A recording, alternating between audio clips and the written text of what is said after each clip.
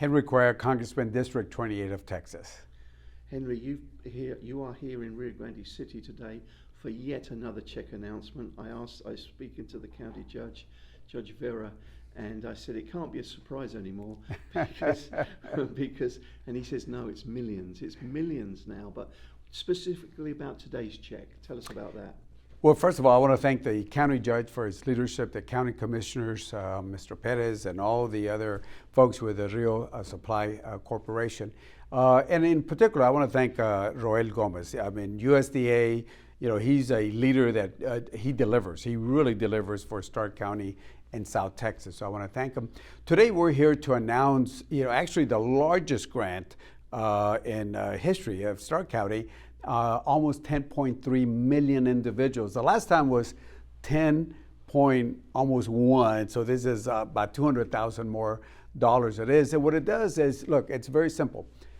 Improve the water supply, pressure, quality. It's important for the quality of life. It's important for just the basic things. You turn on the water to wash your dishes. You drink water to drink water.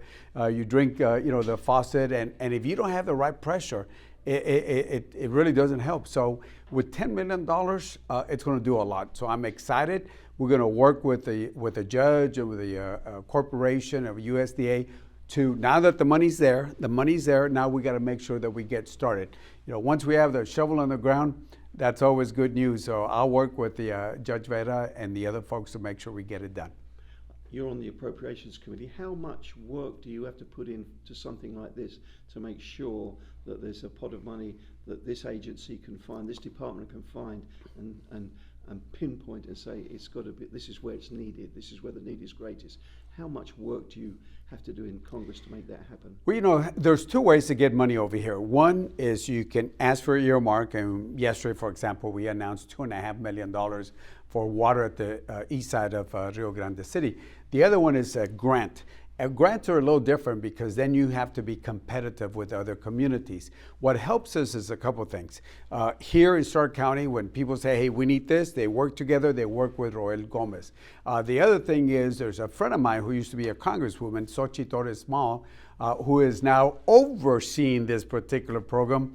She's been very helpful because she was here in Starr County, she was down in Hidalgo, she was in Zapata in Webb County. So it's important once you bring somebody at headquarters to come over here, it helps.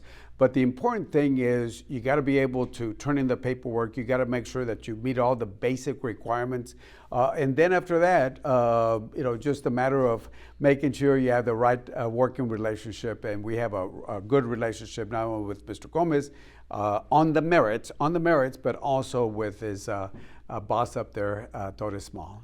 And Torres Small, were you instrumental in getting her to come and do this tour? Oh, absolutely. She says she's from New Mexico, and she said she wanted to come down here. So we took a tour from Webb County, Zapata, Starr, and we actually were close by over here. And then we went down to Hidalgo. So she visited my 4 border counties. She wanted to visit all my 4 border counties. And it's important because once somebody sees this, they'll know that, hey, we're the U.S., but New Mexico might be a little different from the Texas border and from South Texas.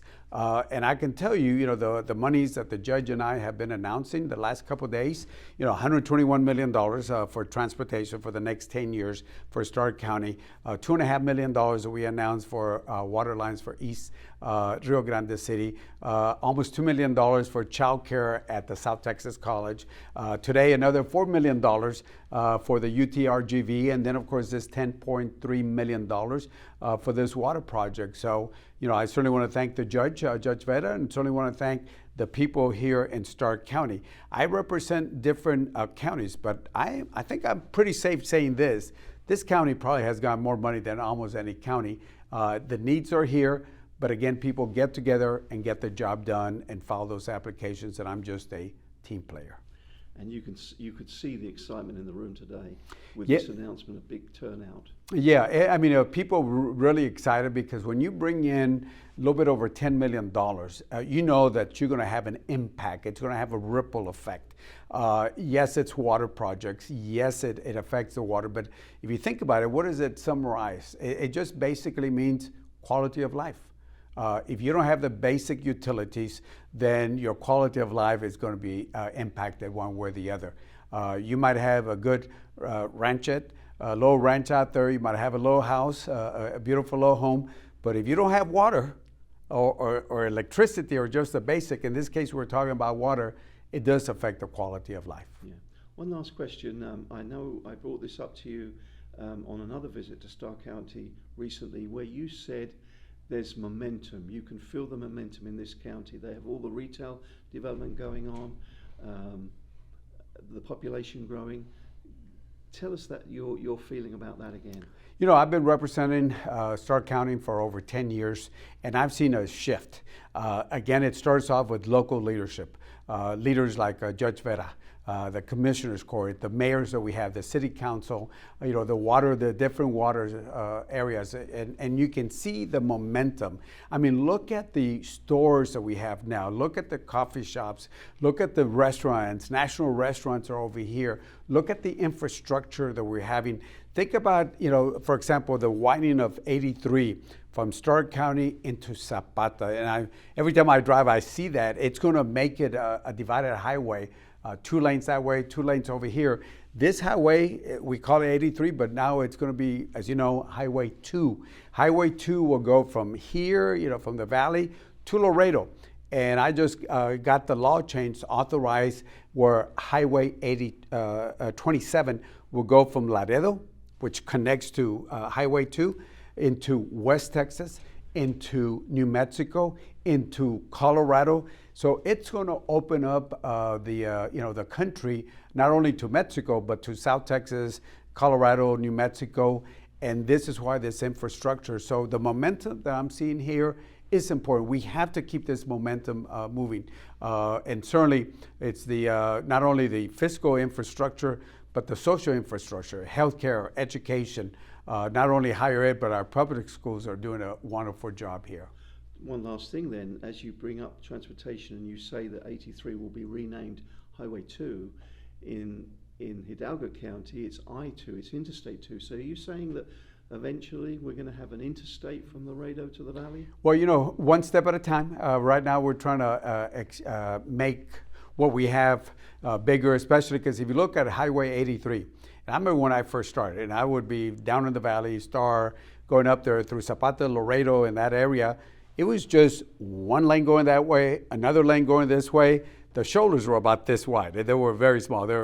I call them shoulders, but they're really not shoulders. So it was very dangerous. We had people that died, accidents that happened.